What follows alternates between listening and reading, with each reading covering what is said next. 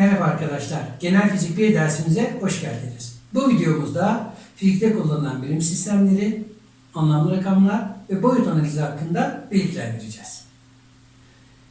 Bildiğiniz üzere fizikte büyüklükler iki kısma ayrılır. 1. Temel büyüklükler.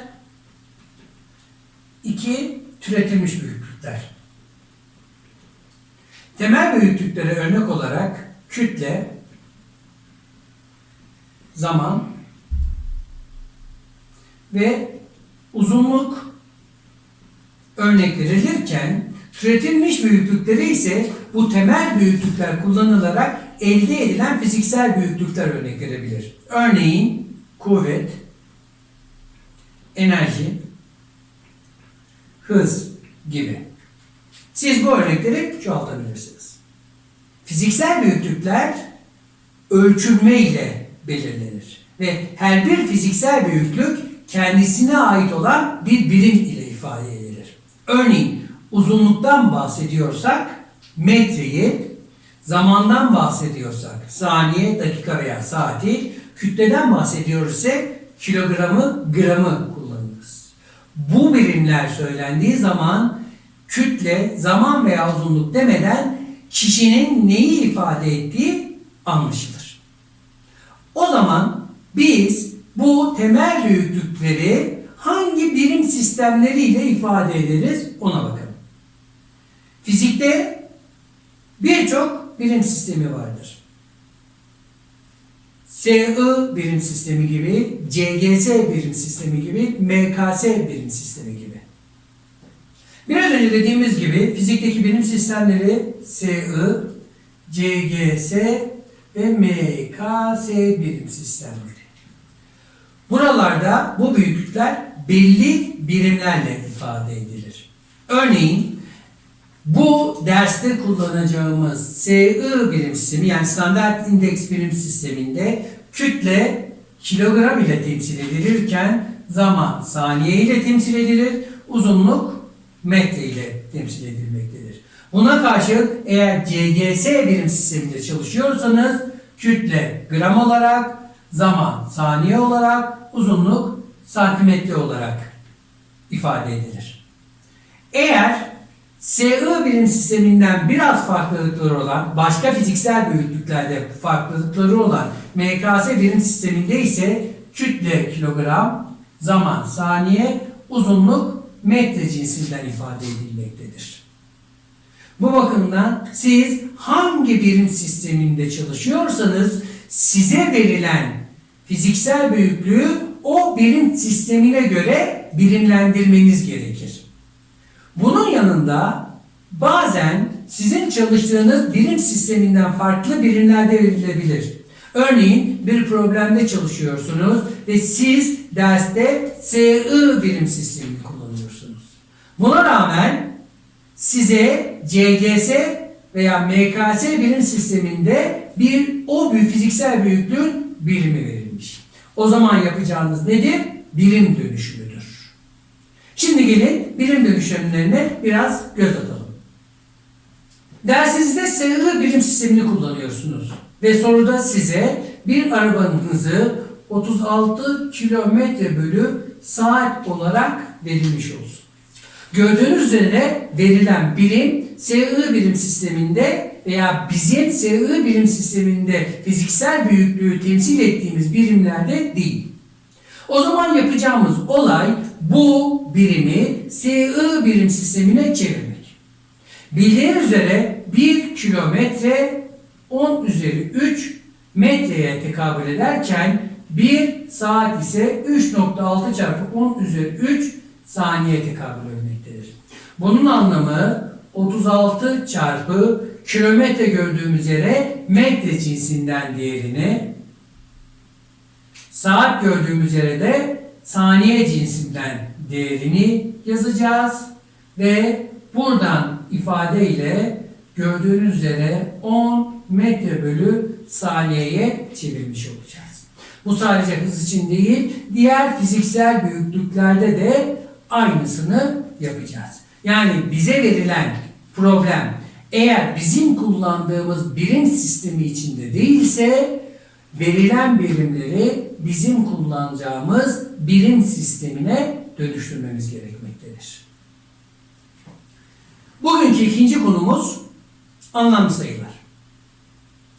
Fizikte biraz önce dediğimiz gibi fiziksel büyüklükleri ölçeriz. Ama yapmış olduğumuz ölçüm her zaman belli bir hata içerir. Bu hata ölçme metoduna, ölçüm yapan kişiye,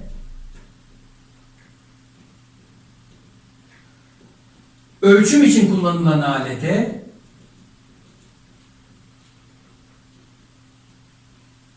ve çevre koşullarına bağlıdır.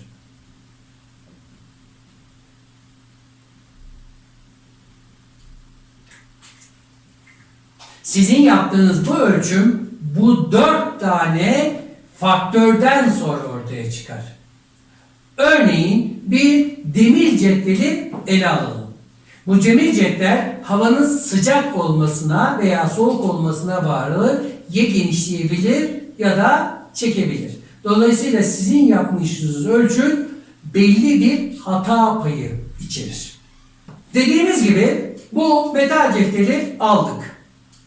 Ve bizim bu cetveldeki ölçüm hatamız 0,15 santimetre olsun.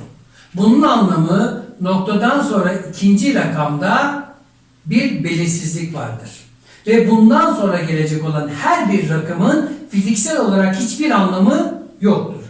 Diyelim ki siz bu cetveli 10 santimetre olarak ölçtünüz.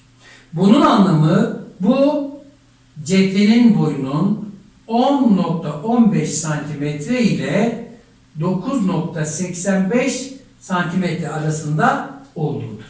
Dolayısıyla siz burada 9,867 yazdığınız zaman, santimetre olarak yazdığınız zaman noktadan sonraki ikinci basamakta belirli bir hata vardır, bir belirsizlik vardır.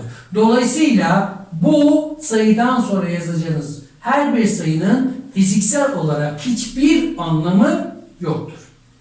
Başka bir ifadeyle, eğer problemde size verilen sayılar 2 rakamlıysa sizin anlamlı sayılarınız 2 rakamlı, 3 rakamlıysa 3 rakamlıdır. Virgülden sonra eğer size 579 gibi bir sayı verilmişse sizin virgülden sonra tutacağınız rakam sayısı 3'tür.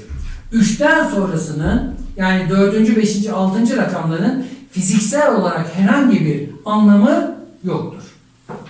Şimdi gelelim bugünkü son konumuza. Boyut analizi.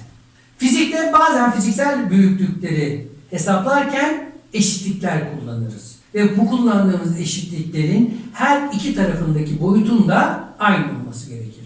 Boyut derken eğer eşitliğin bir tarafı hızsa diğer tarafı da hız olmak zorundadır. Bir tarafı ivme ise diğer tarafı da ivme olmalıdır. Yani bir tarafı eğer benim hız boyutundaysa eşitliğimin diğer tarafının da hız boyutunda olması gerekmektedir. Şimdi fizikte burada kütle, zaman ve uzunluk temel büyüklüklerimiz vardı. Diğer büyüklükler bunlardan türetiliyordu. Biz kütleyi m ile gösterirken zamanı t ile ifade ederiz ve uzunluğu da l ile boyut analizinde gösteririz. Neden bu harfler diye sorarsanız İngilizce adlarının baş harfleri mass, time and length. Verilen bu fiziksel büyüklüğü bu ifadeleri kullanarak doğruluğunu kontrol ederiz. Hadi gelin bunu bir örnek üzerinde gösterelim. Örneğin basit ve anlaşılır olması için hepimizin bildiği bir eşitliği yazarım. V son V ilk artı A çarpı T. Hız, cismin son hızı, cismin ilk hızı, cismin ivmesi ve zaman. Hızın birim zamanda kat edilen yol olduğunu biliyoruz. Dolayısıyla hızı düşündüğümüz zaman neydi? Uzunluk bölü zaman. Metre bölü saniye. Metre uzunluğa ait birimdi, saniye zamana ait birimdi. Dolayısıyla L bölü T. Keza cismin ilk hızı ivme neydi? Birim zamanda hızın değişimiydi. Yani metre bölü saniye kareydi. Yani uzunluk bölü zamanın karesi. Dolayısıyla burası L bölü T kare olacaktır. Son olarak çarpımımız T'dir. Ve burada gerekli düzenlemeyi yazarsak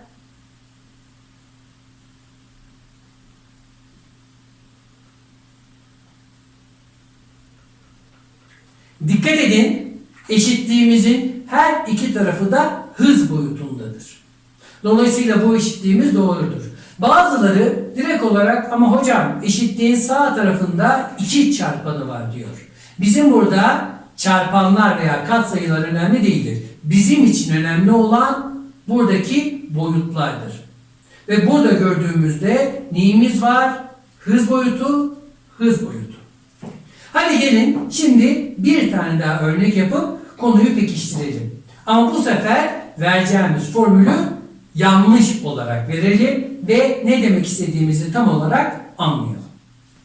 İlk hızı olmayan belli bir ivme ile harekete başlayıp belli bir mesafe kat eden araç için kullandığımız formül V son Vx artı 1 bölü 2 at karenin formülüydü.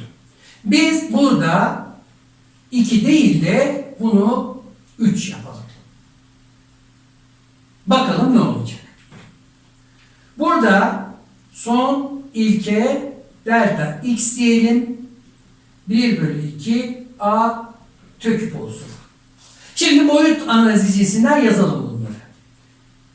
Mesafe neydi? Uzunluktu. 1 bölü 2 uzunluk bölü zamanın karesi çarpı zamanın küpü eşittir. Uzunluk belli bir katsayı uzunluk çarpı zaman. Bu formüle baktığımız zaman eşitliğin bir tarafı uzunluk boyutundayken diğer tarafı uzunluk çarpı zaman boyutundadır. Dolayısıyla eşitliğin sağ tarafındaki ile sol tarafındaki büyüklükler birbirine eşit değildir. Dolayısıyla bu yazmış olduğumuz formül yanlış bir formüldür. Evet arkadaşlar, bugünkü dersimizde birim sistemleri, anlamlı sayılar ve boyut analizi hakkında bilgiler verdik. Bir sonraki dersimizde görüşmek üzere. Unutmayın, anlamadığınız bir nokta var ise dersin hocasına mail göndererek anlamadığınız konuları sorabilirsiniz.